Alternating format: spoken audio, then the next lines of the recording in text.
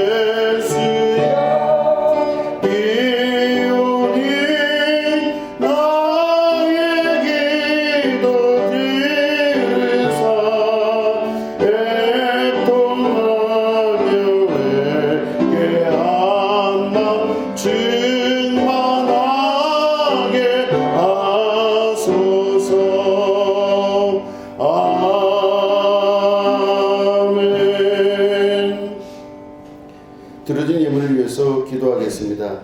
하나님 아버지, 예물 드린 손길들을 하나님께서 일일이 기억하여 주시옵소서. 이 세상을 능히 이겨나갈 수 있는 새 힘도 허락하여 주시옵소서. 하나님께서 우리에게 주신 최종 목적과 목표를 분명하게 인식하고 설 수 있도록 지혜의 영으로 함께하여 주시옵소서. 하나님, 그러나 이 땅에 살면서 우리가 느끼는 여러 가지 불안함과 초조함, 또한 마음속에 일어나는 수많은 갈등과 번민들이 있을 줄로 믿습니다. 그러나 주께서 함께 하셔서 그 모든 것 위에 안수하시고 하늘의 도우심으로 모든 것들이 주님의 해결함 받는 간증의 역사 있게 하여 주시옵소서. 특별히 기도의 제목을 드리고 하나님께 나온 영혼 하나님께서 함께 하셔서 그 마음을 위로하시고 하나님께서 채워주시는 역사 있게 하여 주시옵소서. 감사드리며 예수님의 이름으로 간절히 축복하며 기도드립니다. 아멘. 예, 우리 하나님 말씀 함께 보시겠습니다. 요한복음 11장 11절부터 16절까지의 말씀입니다.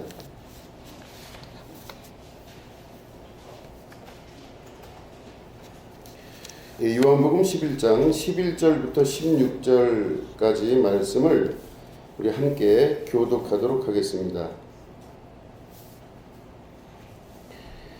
이 말씀을 하신 후에 또 이르시되 우리 친구 나사로가 잠들었도다. 그러나 내가 깨우러 가노라.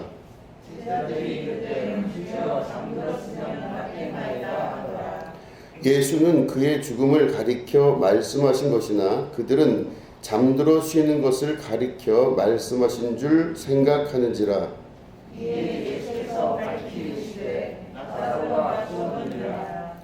내가 거기 있지 아니한 것을 너희를 위하여 기뻐하노니 이는 너희로 믿게 하려 함이라.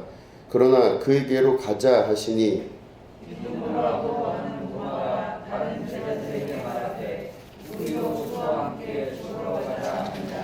아멘. 오늘은 그의 성격대로라는 제목 가지고 함께 말씀을 나누도록 하겠습니다. 오늘 요한복음 우리가 읽은 본문 말씀을 잘 보시면 예수님께서 죽은 나사로의 소식을 들으시고 그 죽은 나사로에게 가자 이렇게 말씀을 하십니다. 그런데 이 죽은 나사로에게 가자라고 했을 때 우리가 읽은 말씀의 맨 마지막 16절에 보면 디두모라고도 하는 도마가 다른 제자들에게 말하되 우리도 주와 함께 죽으러 가자 이렇게 이야기합니다. 그러니까 이제 다른 제자들 중에서 많은 제자들 중에서 디두모라고 하는 도마가 우리 예수님이 죽으러 가신다 하니 우리도 같이 죽으러 가자 이렇게 이야기를 하는 겁니다. 그 당시에 유대 땅에서 예수님이 굉장히 어려운 일을 당하셨습니다. 예수님이 기적을 일으키시고 많은 사람들 안에서 말씀을 전하시면서 사람들 사이에서 점점 그 이름이 퍼져가는 시기였었습니다. 그럴 때 그 유대 땅에 바리새인들이 장악을 하고 있으면서 그 예수님의 소문을 듣고 나서 이 바리새인들이 결국에는 예수님을 죽이고자 하는 계략을 세우게 됩니다. 그래서 안 되겠구나. 이제는 예수라는 그 인물을 반드시 죽여야 되겠구나 해서 그 예수님을 죽이려고 사람들이 막 바리새인들이 계략을 꾸미고 있었습니다. 그럴 때 예수님이 요단강 건너편으로 잠깐 자리를 피하셨어요. 예수님을 죽이려고 오는 그 사람들을 피해서 잠깐 피하셨습니다. 그런데 그때 마침 예수님께서 그렇게 사랑하시는 그 마르다와 마리아의 오빠인 나사로가 죽었다는 소식을 들으시고 예수님이 그 유대 땅으로 다시 돌아가야 되겠다 생각을 하신 겁니다. 그런데 제자들이 반대를 하는 거죠. 여기 상황에 나와 있지 않지만 아마 돌아가는 것에 대해서 철저히 반대를 했던 것 같습니다. 예수님, 우리가 지금 거기서 바리새인들이 예수님을 죽이려고 하는데 그 바리새인들을 죽이려고 하는 그곳에서 우리가 도망 나와서 지금 이쪽에서 숨어 있는데 어떻게 그쪽으로 다시 돌아갈 수가 있겠습니까? 하고 이제 제자들이 예수님을 아마 말렸던 것 같습니다.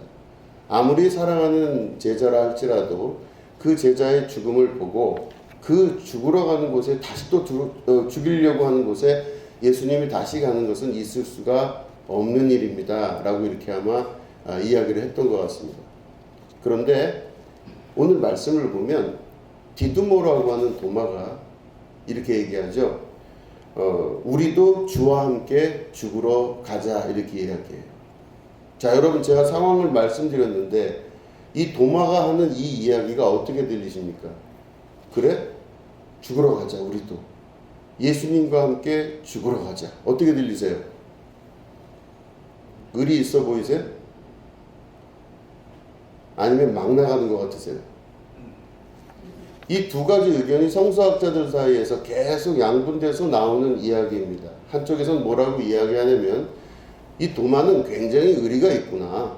그래서 이 의리 있는 도마가 예수님이 죽으러 갈 수 있는 그 길에 예수님이 죽으러 가신 데니 우리도 같이 죽으러 가자 라고 이야기하는 사람들이 있고, 또 다른 한편에서는 아니다, 이거는 비아냥되는 것이다.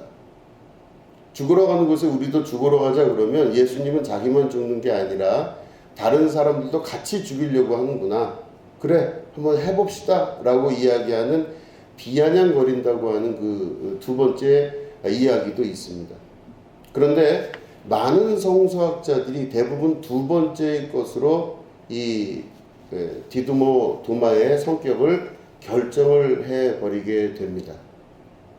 그래서 보면 디두모 도마는 복음서에서 마태, 마가, 누가복음에서는 의심이 많은 도마, 그리고 별로 이렇게 예수님 안에서 믿음이 별로 없어서 예수님이 부활하시고 난 이후에도 손가락으로 그 구멍난 곳에 손을 대지 않으면 내가 믿지 못하겠다라고 하는, 도마는 의심이 많고 부정적인 사람으로 인식이 되게 되었습니다.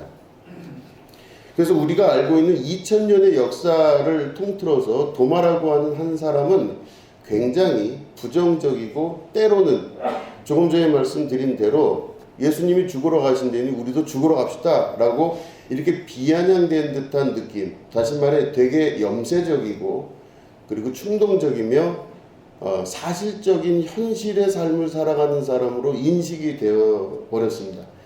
그러니까 2000년 역사 동안 우리는 한 번도 변함없이 도마는 의심이 많고 염세적이기도 하고 때로는 충동적이기도 하고 어떤 면에서 보면 약간 우울한 듯한 모양을 가지고 있다라고도 표현하는 그 도마의 성격을 우리는 2000년 동안 변함없이 그렇게 알고 있었습니다.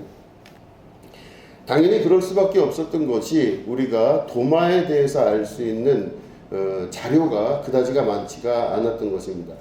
성경 66권을 통해서 도마를 볼 때는 그렇게 될 수밖에 없습니다. 물론 제가 말씀드린 대로 66권은 구약까지 포함한 거지만 신약 성경의 27권 안에서 도마를 우리가 알 수 있는 방법은 유일하게 마태, 마가, 누가복음, 그리고 그로부터 이 세 성경이 쓰여진 이 시기에서부터 한 40년 정도 흐른 후인 요한복음이 쓰여진 AD 100년 정도에 쓰여진 그 자료를 통해서만 도마에 대해서 알 수밖에 없었던 것입니다.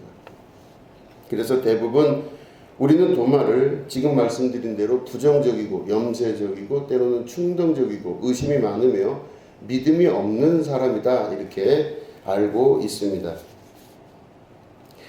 그런데 여러분 이 내용을 자세히 보시면 이 디두모 도마라고 하는 이 존재에 대해서 요한은 디두모라고 하는 단어를 사용하여서 강조를 합니다.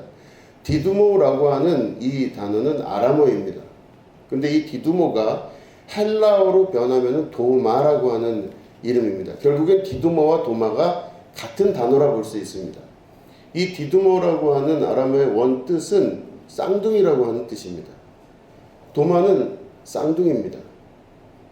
근데 이 쌍둥이를 강조해서 이야기하는데 그럼 도마가 실제로 쌍둥이 동생이 있었나?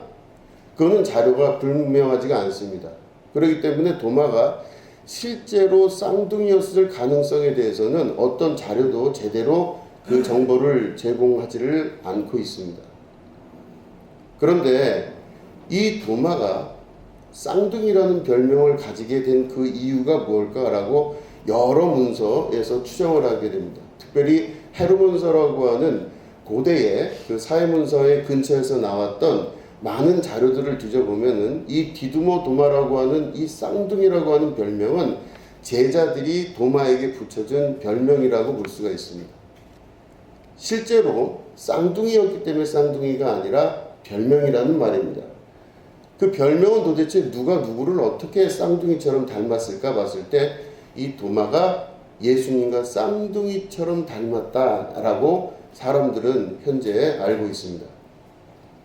예수님과 너무도 닮은 듯한 모습의 이 도마는 디두모 도마라고 하는 요한복음의 이 쓰여진 내용만 본다 할지라도 사람들로부터 그리고 제자들로부터 예수님과 너무나 닮았다. 어떻게 말을 해도 저렇게 닮을 수가 있을까? 아마 생긴 모습은 아니었을 수도 있습니다. 그런데 그 도마의 말과 그 도마의 행동과 도마의 생각이 어쩜 저렇게 예수님하고 닮았냐라고 아마 많은 사람들이 이야기했을 것으로 추정합니다. 그래서 이 도마는 도마라고 하는 별명을 가지게 되었습니다. 이 도마의 원래 이름은 유다입니다. 그래서 도마 유다라고도 합니다. 그런데 이 도마가 예수님과 너무나 닮았다는 것과 동시에 어떤 일이 벌어지냐, 제자들 사이에서 이 도마는 질투의 대상이 되기도 했습니다. 예수님과 너무나 닮았고 어찌 보면 예수님의 말씀을 잘 따르고 진실로 솔직하게 따르고 예수님과의 그 많은 대화 중에 끊임없이 질문하고 끊임없이 대답을 듣고 해서 예수님의 말씀 안에서 그대로 살아가려고 최선을 다하다 보니 아마 이 도마가 예수님과 많이 닮아간 것이 아닐까 이렇게 생각이 듭니다. 우리도 사람들과 만났을 때 그 사람을 사랑하거나 그 사람을 정말로 따른다 그러면 그 사람을 많이 닮아가는 것을 볼 수가 있습니다. 그래서 스승과 제자는 참 이상하게도 많이 닮아갑니다. 이 스승과 제자 사이는 그래서 디두모라고 하는 도마라고 하는 말이 성립이 될 정도로 이 스승에게서 한 말이 제자에게서 그대로 나오게 된 것도 볼 수가 있습니다.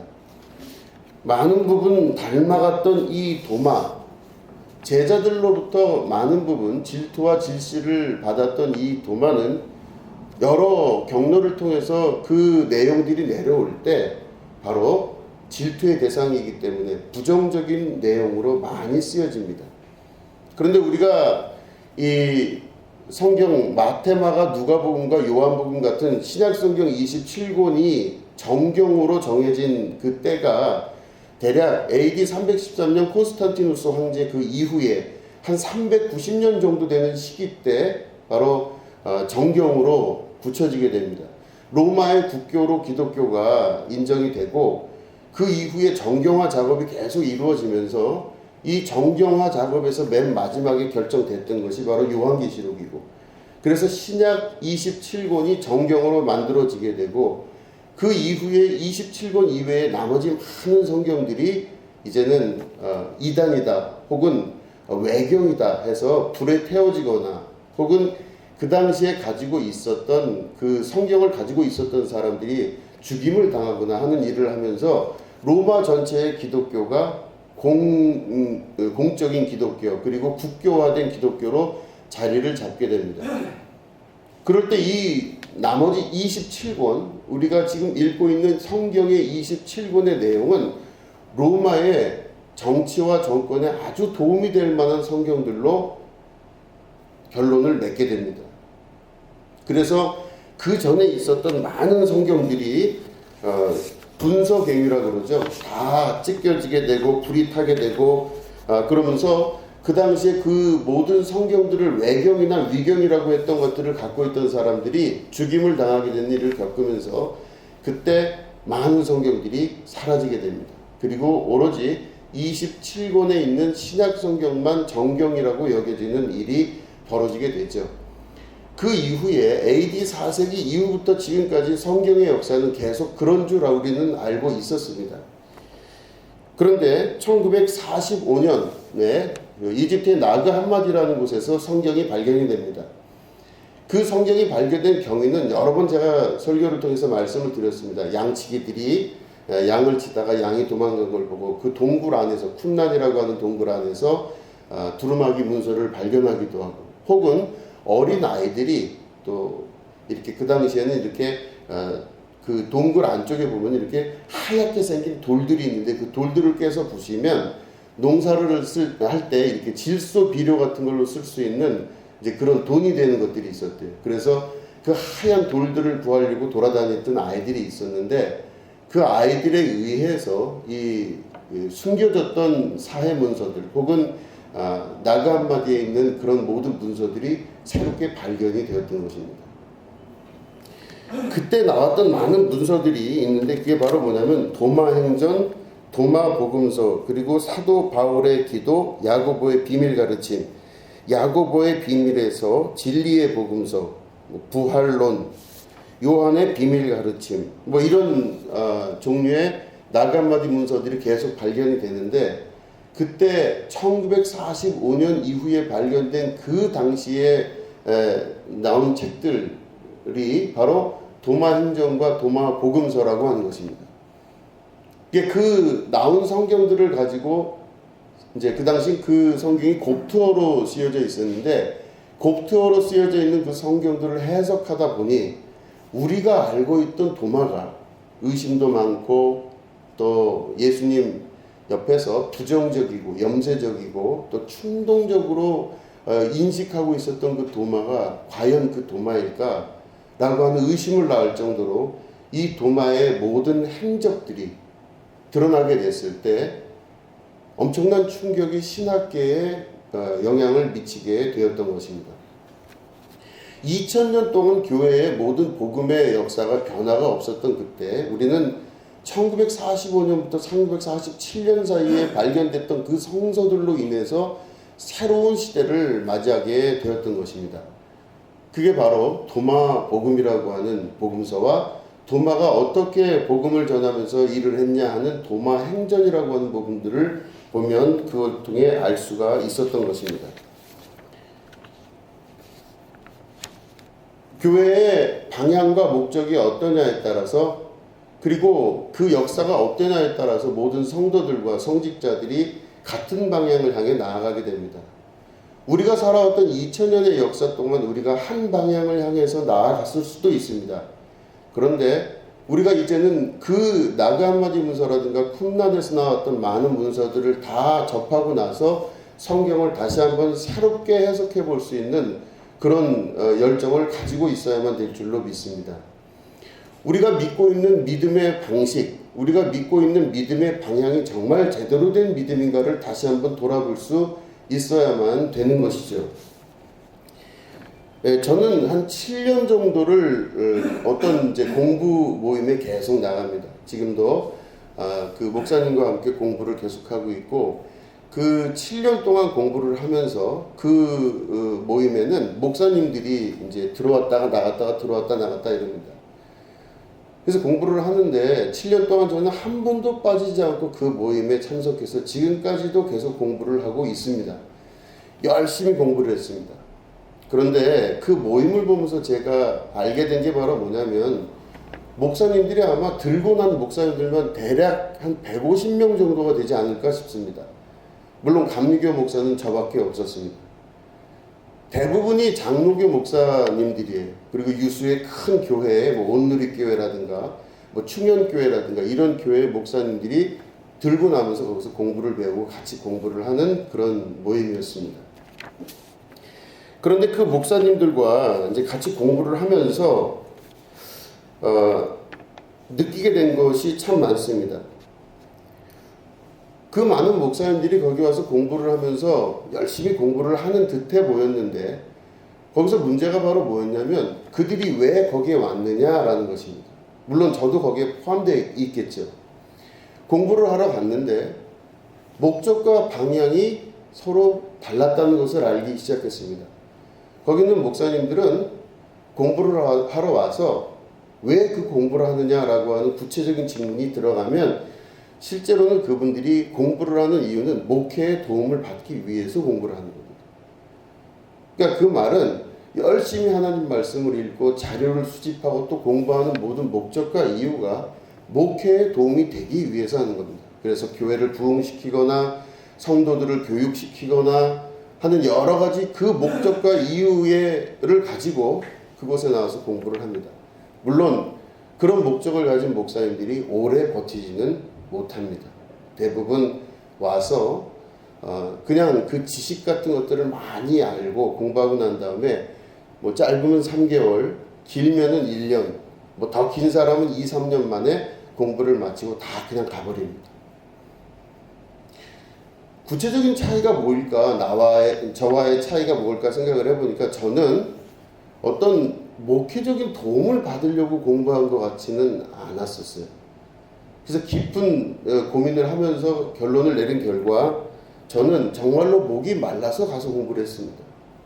그러니까 제가 목이 말라서 그 공부를 하게 됐다고 하는 것은 그분들은 이미 모든 것들이 다 완벽하게 자기들 스스로 내용적으로 차 있고 모든 것들 다 알고 있고 본인들은 편안하고 행복한데 다만 교회를 위해서 어떻게 살아야 되겠다라는 생각에 기술들을 배우거나 지식을 추구하기 위해서 그곳에 가서 공부를 하는 겁니다.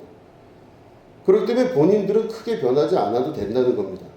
다만 지식이 좀 더 쌓이면 좋겠다라는 생각을 하게 된 것이죠. 근데 저는 지식이 중요한 게 아니었습니다. 저라고 하는 사람의 근원적인 문제가 있다고 스스로 인식을 했기 때문에 끊임없이 그 모임에서 나를 위해서 내가 어떻게 변하는가를 위해서 공부를 했던 것입니다. 그러니까 아마 그랬기 때문에 제가 끝까지 그 공부를 지금까지 할 수 있었던 것 같습니다. 그러니까 7년이라고 하는 기간은요. 대학교를 졸업하고 대학원 졸업하고 아마 박사학위까지 할 정도의 수준일 겁니다. 그렇게 공부를 계속 하게 된 이유가 아마 저는 근원적인 제 영혼의 갈급함 때문에 그 공부를 했던 것 같습니다. 열심히 했습니다.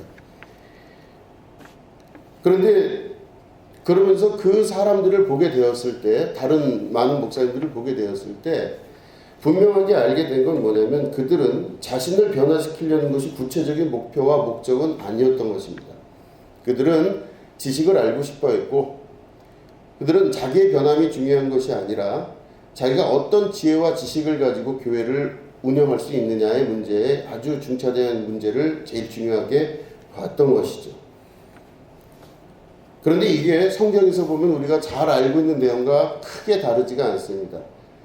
하나님께서 우리를 바라보실 때 겉모습으로 보지 아니하시고 그 속사람을 강건케 하시고 속사람을 보신다고 말씀을 하십니다. 우리식으로 얘기를 하자면 옷은 수도 없이 갈아입을 수가 있습니다. 내가 옷이 시간이 돼서 조금 지저분해지거나 낡아지게 되면 옷을 벗고 새 옷을 사서 입으면 됩니다. 그리고 이 옷이 너무 지겨우면 다른 옷으로 또 갈아입어도 되는 것입니다. 필요에 따라서 옷은 언제든지 바뀔 수 있지만 그 사람이 속사람은 그렇게 변하지를 않는다는 것입니다. 아까 제가 그 모임에 대해서 말씀을 드렸지만 그 모임의 성격을 봤을 때는 속사람을 변화시키려고 하는 내용이 구체적인 공부의 내용이었는데 실제로 보면은 옷을 갈아입기 위해서 오신 분들이 많이 있더라는 것이죠. 옷을 갈아입기 위해서 책을 보고 옷을 갈아입기 위해서 성경을 보고 옷을 갈아입기 위해서 공부도 하고 옷을 갈아입기 위해서 기도도 하고 옷을 갈아입기 위해서 같이 예배도 하는 것을 느끼게 되었던 것입니다. 그런데 구체적으로 자기 자신의 온전한 변화를 위해서 기도하고 말씀 보고 신앙생활 한다는 것이 정말 쉽지가 않다는 것을 저도 역시 깨달아 알게 되었던 것입니다. 분명한 것은 같은 모임이지만 같은 장소지만 같은 곳에서 같은 기독교라고 하는 이름으로 살아가고 있지만 그 사람의 마음가짐과 그 방향이 어떠냐에 따라서 신앙의 양태와 신앙의 모습이 완전히 다르다는 것을 깨달아 알게 된 것입니다. 그런데 중요한 것은 성경 안에서 예수님께서 하신 말씀을 보면 겉사람이 아니라 속사람을 보시는 하나님에 관해서 분명하게 말씀하고 계셨기 때문에 겉옷을 바꾸는 게 아니라 나 자신을 바꾸는 것이 하나님 나라의 분명한 목표이며 하나님의 의지라는 것을 깨달아 안 이상 옷을 바꾸려고 하는 것이 아니라 속사람을 바꾸는 것이 제일 중요하다는 걸 깨달아 알게 되었던 것입니다. 2000년 기독교 역사가 지금까지 우리에게 내려오고 있습니다. 그럴 때 우리는 속사람이 변했는지 아니면 겉사람이 변하고 있는지에 대해서 다시 한번 생각해 볼 시간이 되어야만 될 줄로 믿습니다. 도마는 그 이후에 도마 행전이라고 하는 그 내용을 보면 도마 행전에서는 예수님께서 도마에게 그렇게 부탁을 하십니다. 너 선교를 가라. 그리고 네가 그 선교를 가면서 이제 너의 직업도 바꾸고 또 인도로 가면 좋겠다라고 하는 제안을 한다는 것을 도마 행전에는 그렇게 기록이 되어 있습니다. 그런데 도마 행전에는 그렇게 기록이 되어 있지만 우리들은 또 다른 데서 보면 이 제자들이 제비를 뽑았대요. 예수님 말씀대로 우리가 복음을 전하러 가야 되는데 어디로 갈 것인가 라고 하는 것들을 제비를 뽑을 때 도마가 인도만 아니면 좋겠다 그랬는데 인도로 도마가 결정이 되게 되었다는 겁니다. 제비 뽑아서 인도로 결정되었대요. 아무튼 도마가 인도로 가는 사실은 분명하게 맞는데 그 과정 중에 도마 행전에서는 예수님이 영으로서 직접 말씀을 하셨고 또 다른 곳에서는 제비 뽑아서 도마 보고 그렇게 인도로 가라라고 이야기했다고 볼 수가 있습니다. 그럴 때 도마 행전에 아주 중요하게 기록된 부분이 있습니다. 도마에게 예수님께서 말씀하시기를 너는 네 직업을 택할 때 목수가 되어라 라고 말씀하셨답니다. 그런데 도마가 원래는 갈릴리 사람입니다. 베드로랑 같은 지역에 있었던 사람이고 도마는 어부였던 것으로 추정이 됩니다. 그래서 물고기 잡는 일에 자기 직업을 가지고 있었던 사람이었었는데 목수가 되라고 하시는 예수님의 말씀을 듣고 나서 어떤 이유인지는 잘 모르지만 그 사람이 그 말씀에 순종을 하게 됩니다. 첫 번째는 자기의 직업, 한 번도 해보지 못했던 그 일을 과감하게 감히 하게 됩니다. 그 목수가 됩니다. 이게 도마 행전에 기록된 내용이죠. 두 번째는 그토록 가기 싫어했던 인도라고 하는 지역으로 도마가 가게 됩니다. 거기만 아니면 좋겠습니다라고 예수님께 말씀을 드렸는데 예수님이 거기로 가라 그렇게 말씀하셨대요. 그래서 제일 가기 싫어하는 인도와 또 가능하지가 않았던 나이 들어서 자기 직업 바꾸는 게 쉽지가 않았던 도마에게 어부였던 도마에게 목수가 되라고 하는 그 말씀을 하신 예수님 둘 다 그 당시의 상황으로 봤을 때는 그 사람이 완전히 바뀌기 전에는 가능하지가 않은 것으로 추정되는 두 가지 요구를 하셨다고 합니다. 물론 그 요구에 의한 것들이 최후의 결정난 이후에 도마가 그럴 것이었었다라고 추정하는 경우도 있겠지만 아무튼지 간에 도마의 전체적인 인생의 모든 목적과 방향과 수단이 바뀌는 그 순간이 바로 도마 행전 안에 그렇게 기록이 되어 있었다는 것입니다. 그래서 이 도마가 몇 년 동안의 수련 기간을 거쳐서 자기가 목수의 수련을 하게 됩니다. 그래서 목수로서의 기술을 터득하게 되고 이제는 그토록 가기 싫어했던 인도를 향해 떠나가게 됩니다. 그래서 인도로 갔는데 그 인도로 가는 중간에 상인 아바네스라고 하는 사람을 만나게 됩니다. 그럴 때 예수님께서 부활하신 이후에 상인 아바네스와 함께 대화하는 장면이 나오는데 이 아바네스가 왜 이렇게 돌아다녔냐면은 그 당시에 인도의 왕이었던 군다포로스 왕이라고 하는 왕이 있었는데 이 군다포로스 왕이 자기의 왕궁을 건축하려고 했다고 합니다. 그래서 인도 전역에 자기의 왕궁을 건축하려고 하는데 거기에 목수가 필요한데 어떻게 하면 좋겠냐라고 예수님에게 물어봤대죠. 그랬더니 예수님께서 그 말씀을 들으시고 여기 있는 사람이 이 도마가 내 종인데 이 사람을 사가십시오. 이렇게 이야기를 하셨대요. 그래서 결국에는 이 도마가 그 상인 아바네스에게 예수님에 의하여 팔리게 됐다고 기록하고 있습니다. 그래서 이 아바네스에 의하여 이 도마가 팔리게 되면서 이 도마가 결국에는 인도의 남서쪽에 가서 이 군다포로스 왕의 왕궁을 건축하는 일을 맡게 됩니다.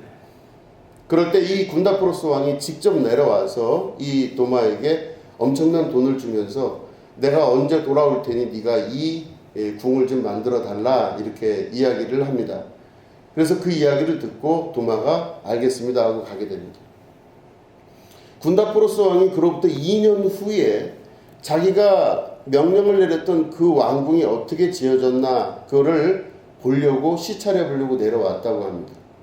그랬더니 왕궁은 하나도 없고 그 지역에 있는 사람들은 돈이 많아졌다고 합니다. 그게 무슨 말인가 했더니 도마가 이 군다포로스 왕의 그 이야기를 듣고 명령을 받고 그 돈을 취한 다음에 군다포로스 왕이 자기의 갈 곳으로 돌아갔을 때 많은 사람들에게 이 돈을 다 나눠줬다고 합니다. 그리고 나눠주고 여러분들 안에 그리스도의 왕국 하나님의 나라를 세우시기를 바랍니다. 그 여러분들 안에 세워진 이 모든 것들의 기초는 군다포로스 왕에 의하여 세워진 하나님의 나라인 줄로 믿으시고 복음을 받아들이시고 하나님의 나라를 위해 여러분 평생을 살아가시기를 부탁합니다. 이렇게 하면서 전도를 하면서 그들에게 돈을 나눠줬다고 합니다. 군다포로스 왕이 2년 후에 돌아왔는데 보니까 왕궁은커녕 사람들만 부유하게 그 동네가 잘 사는 동네로 변해가고 말았다는 것이죠. 군다포로스 왕이 그때 이 도마를 껍질을 벗겨서 죽이는 형에 처하라고 명령을 합니다. 자기의 명을 거역한 거죠. 그런데 이 군다포로스 왕의 그날 꿈에 얼마 전에 죽었던 자기 동생이 나오게 됩니다. 군다포로스 왕의 동생이 죽었거든요. 근데 동생이 꿈에 나오면서 이 왕에게 이야기를 합니다. 형님, 제가 하나님 나라에 갔는데 그 천국에서 보니까 아무런 것들이 제 거가 없었습니다. 그래서 저쪽에 보니까 형의 이름으로 되어 있는 어마어마한 궁전이 있길래 그 궁전이 뭡니까? 라고 물어보니까 군다포로스 왕의 궁전이다 라고 어느 천사가 이야기를 하더라는 것이죠.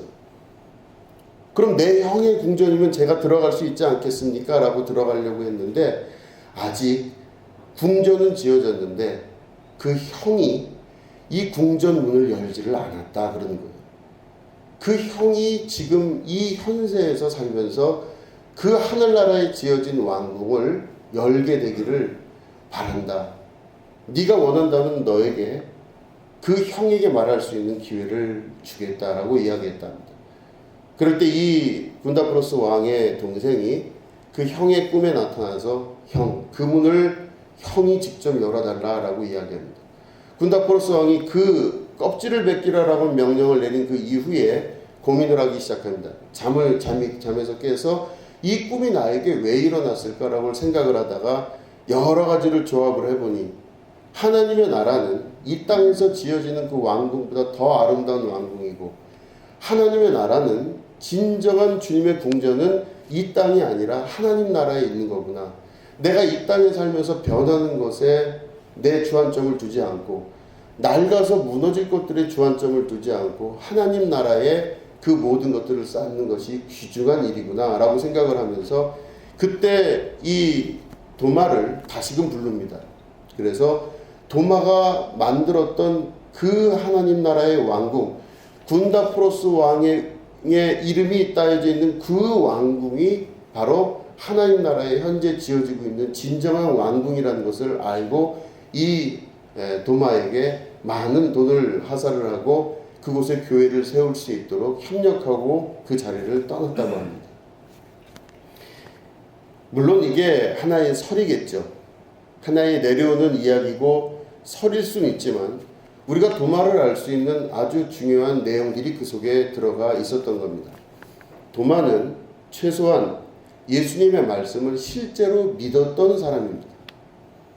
그리고 믿고 자기 자신이 육으로 보여지고 있는 세계가 아니라 보여지지 않는 세계가 진리고 진실이라는 것을 믿음 안에서 실천하고 살았던 사람입니다. 어디 감히 현실의 왕이 돈을 맡기면서 왕궁을 지라고 했을 때 그것을 짓지 않고 자기 마음대로 그렇게 할 수 있는 사람의 용기가 어디서 있었겠습니까? 그런데 최소한 이 도마는 자기가 믿고 있던 바를 실제적으로 믿음으로 살아낼 수가 있는 용기가 있었던 것입니다. 자기가 왜 목수가 되었는지 또 목수를 하라고 말씀하신 예수님의 뜻이 무엇인지를 분명하게 알 수 있었다는 것입니다. 자기는 어부였는데 근본적으로 자기의 직업과 전혀 맞지 않는 이 목수라고 하는 직업으로 바꾸게 하신 예수님의 의도를 파악할 수 있었고, 그 의도와 뜻대로 모든 것들이 이루어지고 있다는 믿음을 가지게 되었던 것이죠. 또 단순히 믿는 것뿐만 아니라 그대로 실천하는 실천의 역사를 이루게 되었던 것입니다. 우리가 초기 기독교를 연구하다 보면 여러 가지 이야기가 많이 나옵니다. 그 당시에는 우리가 지금 지금 알고 있는 캐톨릭이나 기독교라고 하는 이 개념은 AD 313년 이후에 지어진 역사적 교회 안에서 볼 수 있는 그 교회라 볼 수 있지만, 초대교회보다 더 초대교회인 원기독교라고 하는 그 안에서 보면 기독교의 이름이 각각 다 다릅니다. 어떻게 이야기하냐면 마태 기독교, 또 어디서는 베드로 기독교라고도 이야기합니다. 또 인도에서는 도마 기독교라고도 이야기를 합니다. 다시 말해 도마가 믿었던 예수님, 베드로가 믿었던 예수님을 분리해서 사람들이 생각을 했더라는 것이죠. 그럴 때 이 도마는 초대 예루살렘 교회의 사도로서 존재하긴 했지만 짧은 기간 그곳에 머물면서 예수님이 명령하신 대로 그대로 인도로 가게 되고, 기존에 있었던 교회 세력과 별로 연관이 없는 존재가 되면서 그는 홀로 스스로 떠나 그리스도의 복음을 전하는 사람으로 살아가게 되었던 것입니다. 우리가 알고 있었던 거대 기독교, 우리가 알고 있었던 대단해 보이는 많은 기독교의 역사들은 2000년 역사를 통해서 그대로 내려왔던 베드로의 기독교일 수도 있고 바울의 기독교일 수도 있었던 것입니다. 그런데 이 도마의 기독교는 초대교회에서보다 훨씬 있었던 원기독교에서 이야기하는 도마의 기독교는 인도의 남서쪽을 중심으로 지금도 그 기독교의 도마 기독교의 전통이 계속 내려오고 있고, 도마 기념교회가 있는 것과 동시에 도마의 제자들이 지금도 계속 내려오면서 정말로 순교의 각오로 인도에서 복음을 전하는 것을 여러 정보를 통해서 확인해 볼 수가 있습니다.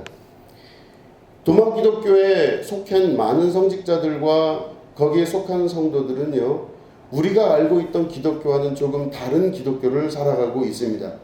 정말 말씀을 그대로 순전하게 믿고 믿음대로 자기의 삶을 목표하고 살아가는 사람들로 살아가게 됩니다.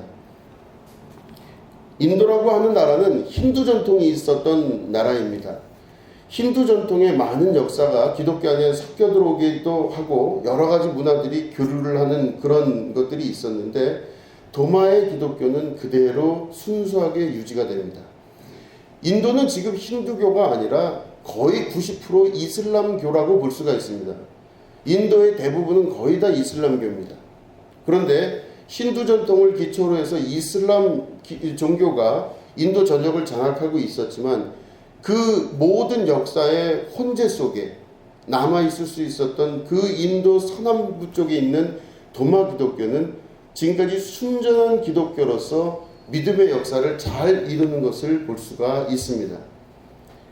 이 순수한 기독교의 혈통, 전통이 어떻게 이루어질 수 있는가 생각을 해보면, 도마 안에 있었던, 우리가 지금 도마를 말씀드렸듯이 설교 전에 이 서두에 말씀드렸듯이 이 사람들, 이 다른 제자들의 질투의 대상이었으며 예수님을 닮은 듯한 그 모습에 많은 사람들이 질투를 했고, 또 AD 313년 이후에 로마의 기독교화가 국교화가 되는 그 이후에 이 도마라고 하는 존재는 완벽하게 멀리 떨어지게 되고, 그러면서 로마의 합당한 기독교 전통으로 점점점 그 지배와 통치에 맞는 기독교로 변해갔을 때, 이제는 도마 기독교는 영원히 우리에게 나올 수 없었던, 우리가 알지도 못했던 기독교의 모습으로 보일 수밖에 없었는데, 도마 기독교의 핵심이 바로 뭐냐? 진짜 그대로 믿고 행한다는 것입니다. 그 말은 겉사람, 그 겉옷을 바꾸는 게 아니라 진정으로 속사람이 변한 자의 삶을 살 수 있게 되었다는 것입니다. 겉사람의 모습은 옷을 바꾸듯이 우리가 필요에 따라서 바꿀 수가 있습니다. 시대와 때와 장소에 따라서 우리가 원함에 따라서 언제든지 옷은 갈아입을 수가 있습니다. 교회의 전통과 역사 가운데 그 사람이 진짜 변할 수 있는, 실제적으로 그 속사람이 변할 수 있는 복음의 역사는 이 역사 안에서 여러 일들을 통해 제대로 드러나지가 못하는 그런 역사로 나타날 수가 있는 것입니다. 교회를 이야기할 때 건물을 이야기하고, 교회를 이야기할 때 그 모인 사람들의 능력과 힘으로 이야기하기도 하고, 교회를 이야기할 때 그 교회가 어디에 위치해 있냐에 따라서 그 모든 것들이 다 달라 보이게 되고, 교회의 건물 자체가, 그리고 교회에 모여있는 사람들 자체의 숫자가 엄청난 힘으로 작용하고 있는 현대 교회의 모습이 그 당시에 순교한 도마의 눈으로 볼 때는 도대체 어떤 모습이었을까 생각해 보게 되는 것입니다. 오늘 제목을 그의 성격대로라고 제가 지었는데 원래는 물음표를 그때 하려고 했습니다. 그의 성격대로가 아니라 그의 성격을 바꾸시는 하나님의 역사가 이루어져야만 되는 것입니다. 온전하게 내 자신이 정말로 바뀔 수 있어야만 되는 것입니다. 비록 그 옷은 그대로일지라도 그 속사람이 완벽하게 변할 수 있는 모습이 되어야 될 줄로 믿습니다. 그렇게 되기 위해서는 우리가 믿음의 결단을 통해서 속사람을 강건케 하시고 속사람을 변화시키시는 하나님의 역사 안으로 들어가야만 되는 것입니다. 우리의 겉사람은 자꾸 낡게 되고 변하게 되고 언젠간 다 없어질 것들입니다. 우리의 옷은 아무리 좋은 옷을 입는다 할지라도 시간이 지나면 반드시 변화하게 되어 있고 낡게 되어 있습니다. 당연히 옷을 바꿀 수는 있습니다. 옷을 바꿔 입는 것이 큰 잘못도 아닐 것입니다. 그러나 그 속사람이 완벽하게 변할 수 있다는 것, 그 속사람이 변함으로 인해 나타나는 현상은 바로 그리스도의 나라가 그 삶과 역사 가운데 나타나고 증거될 수가 있게 된다고 하는 것입니다. 여러분, 온전히 변할 수 있는 여러분 되시기를 주님의 이름으로 부탁드립니다. 쉽지가 않을 것입니다. 그리고 쉽지도 않을 뿐더러 그렇게 행하기도 정말로 어렵습니다. 한 발자국 그 발 하나를 내딛기가 얼마나 어려운지 모릅니다. 그런데 우리가 옷을 갈아입기 위해서 신앙생활하면 안 됩니다. 그러니까 신앙생활 하시다 보면 교회의 모습이나 모든 것들이 그대로 갑니다. 특별히 다를 것이 없습니다. 이 교회나 저 교회나 감리교회나 장로교회나 뭐 침례교회나 크게 다를 것도 없고, 결국엔 종교적 형태를 가지고 있으면요, 그 사람은 그냥 종교적인 사람이었기 때문에 특별하게 시대의 변화에 변한 것에 따라 옷만 갈아입기 때문에 특별한 이유도 문제도 없습니다. 요즘 코로나 시기가 되어서 기독교에 대한 여러 가지 이야기들이 많이 나옵니다. 뭐 다 동의할 수도 있고 맞다고 볼 수 있습니다. 그러나 겉옷만 받고 있는 그 존재들이 많은 부분 기독교인이라고 이야기를 하고 있기 때문에 교회의 모습이 크게 변하지도 않고 사회의 모습도 잘 변하지가 않게 되는 것이죠. 그러나 우리가 근본적인 속사람의 변함이 있어야 될 줄로 믿습니다. 도마는 이 내용의 기초로 봤을 때 우리가 주와 함께 죽으러 가자라고 했을 때 여러분들은 도마의 이 이야기가 예수님을 비웃는 듯한 모습으로 들리십니까? 아니면 믿음으로 결단한 것으로 들리십니까? 도마는 자기의 믿음대로 정말로 진짜로 죽을 각오로 이런 이야기를 했을 줄로 믿습니다. 그 이후에 도마의 의심되는 모든 부분들도 사실은 의심하는 것이 아니라 예수님에 관한 진리에 관한 열정이 있었던 것으로 추정이 됩니다. 정말로 진지하게 질문하고 정말로 진지하게 답을 구하는 이 도마의 모습을 통해서 그리스도의 거룩하심이 드러나며 진리를 진리답게 만드는 역사가 나타나게 되었던 것입니다.